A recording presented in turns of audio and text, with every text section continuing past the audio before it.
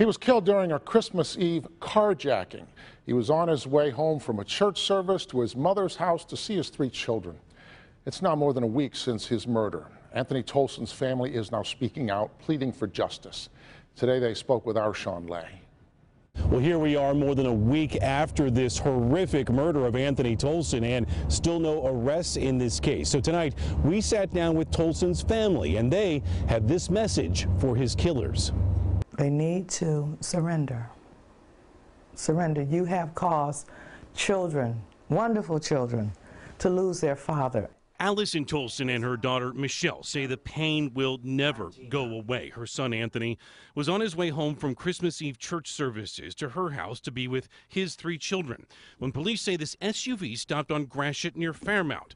2 men walking out and shot Tolson to death, all to steal his SUV, his bass guitar, and Christmas gifts for his kids.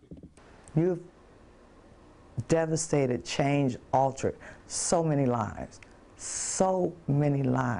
by taking one life.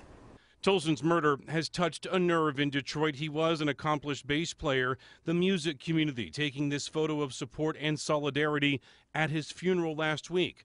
The Detroit police homicide detective on the case went with Mrs. Tolson to the morgue where she had to identify her son, and Chief James Craig called her as well. And he said, we're on this. I need to resolve this. This needs to be resolved because this cannot continue in the city. Anthony Tolson was just days away from being ordained a minister. Central Baptist gave his minister's cloth to his mother at his funeral. There have been massive vigils held, musician benefits, and canvassing of neighborhoods like today to keep Anthony Tolson's case fresh on people's minds.